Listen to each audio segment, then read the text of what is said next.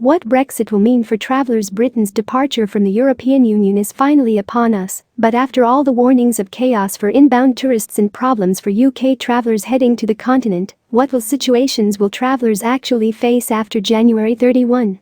The arrival of Brexit comes 3.5 years after the country held a referendum that set it in motion and follows a series of missed deadlines, each one carrying the threat of the UK leaving with no deal, a scenario that raised the prospect of a shortage of medical supplies and food, as well as long border queues. What will change? Although the UK exits the EU on January 31st, it will remain part of the single market and customs union under the terms of the implementation period or transition. This lasts until December 31, 2020, when it's hoped a new trade deal, security arrangements and immigration laws will be enacted. Failure to reach an agreement could lead to no deal becoming a live prospect once more. For now, that remains an issue for another day. In April 2019, the European Parliament confirmed it had agreed a deal for UK citizens to travel visa-free on a short stay, 90 days in any 180 days, within the borderless Schengen area that covers most of Western Europe. The transition period, which kicks off from February 1, will mean that travel between the UK and Europe will stay exactly the same until December 31, 2020. According to the FCO, Foreign and Commonwealth Office, UK nationals can continue to travel to the EU exactly as they do now, says Tom Jenkins, Chief Executive of the European Tourism Association. You won't need a visa or 6 months left on your passport or evidence of a return ticket. Frank Marr, Travel and Tourism Chairman for the PRCA and MD of M+A, a travel marketing company based in the UK, agrees. Based on current agreements, we expect a large chunk of things to stay the same. Access to EU countries should not change for visitors looking to stay in Europe for less than a month, he says. However, as the UK and EU cannot legally start negotiations over their future relationship until February, it's unclear how travelers will be treated come 2021. Priti Patel, the UK Home Secretary, has said that whatever happens, freedom of movement and the ability to work in the UK without a visa for EU citizens will end. There are currently plans for the UK to be part of the new European Travel Information and Authorization System, ETIAS, for next year, although there remains a chance ETIAS may not be up and running by then. Similar to the ESTA visa waiver used by UK tourists traveling to the United States, this will allow UK citizens to travel into the Schengen area without a visa, as long as they pay €7. The waiver will last 3 years and can be bought online.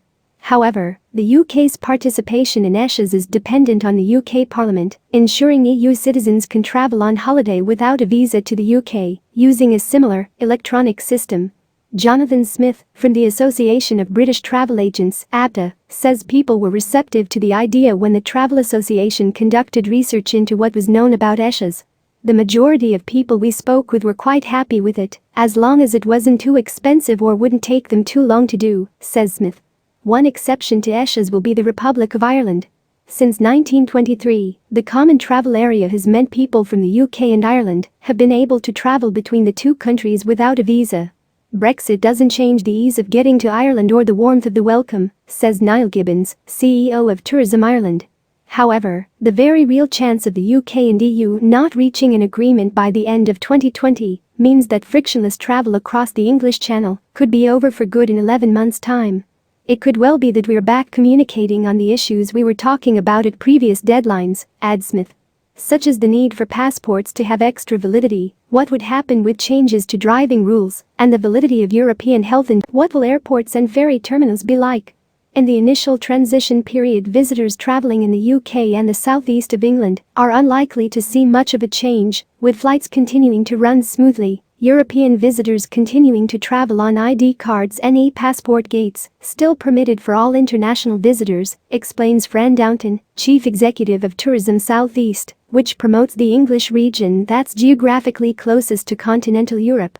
However, even if an agreement on the future relationship is reached by the end of the year, there's a chance travelers will have to use different lines on arrival at airports and ferry terminals, with additional checks in place.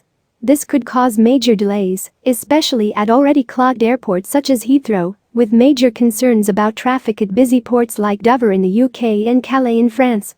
Issues could arise around EU citizens traveling to the UK on ID cards rather than passports, something they can currently do but may be banned from doing next year.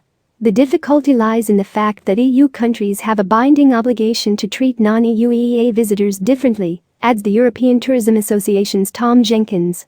This could lead to delays at borders, as no country has yet built immigration capacity sufficient to cope with full scrutiny of big volumes of arrivals.